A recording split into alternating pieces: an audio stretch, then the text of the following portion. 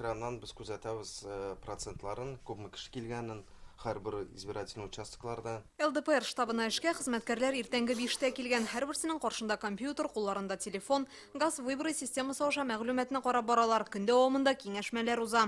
Бүген төне буена сайлау нәтиҗәләрен күзәтәбез. Аннан соң санап чыгарабыз инде бөтенесен. Күп ничә кеше килгәнен, кем нәрсә сайлаган.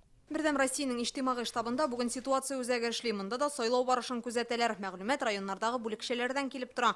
Партия сәркатибы урынбасары Юрий Камалтынов 42-нче участокта тавыш бирде.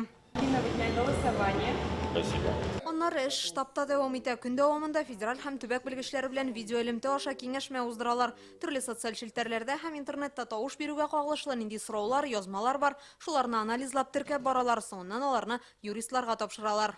Сайлауга килгән кешеләрнең инде төрле сораулары туа. Теге минем тавыш югалмыймы һәм башкалар.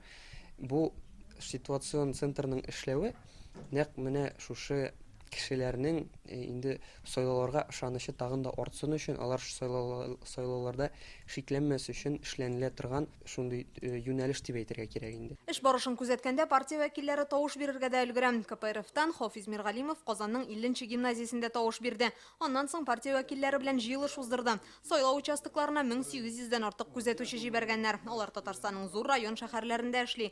Һәрберсе белән элемтәдә булу өчен хезмәткәрләр тәүлек әйләнәсе телефонда. Участок барысы да эшләнелгән, сайлау агзалары, комиссияләре урыннарында, техник яктан да, оештыру ягыннан да, кадр ягыннан да, урыннарда, барысы да, кайыплар да, барысы да урында көтәләр үзләренең сайлаучыларын. Гадел Россия патриотлар дөрестлек өчен партиясе вәкилләре таңга кадәр эшләргә әзерләнә. Иртән тавыш биргәннәр көн дәвамында штабта чиратлап кизү торалар. Сайлауның ничек узуын бәялиләр, нәтиҗәне көтәләр.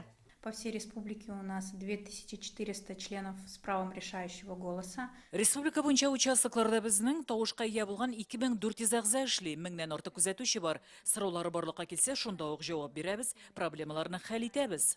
Новые люди әгъзалары көннең беренче яртысында тавыш бирде. Партия җитәкчеләре Роза Гайнетдинова балалары белән Әлмәттә сайлый. Руслан Нигъмәтуллин Ярчалыда тавыш бирә. Аларның штабы Автокалада эшли. Бүген анда җыелыш уздырып, сайлауга кагылышлы сорауларны хәл иттеләр.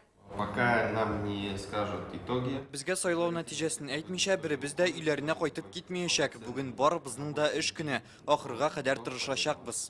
Сайлауда катнашучы партия вәкилләрен бүген йокысыз төн көтә. Берничә ай барган зур хезмәтнең нәтиҗәсен халык тавышы хәл итә. Инзилә Хөсәйнова, Рәмзил Гарипов, Яңа Гасыр каналы.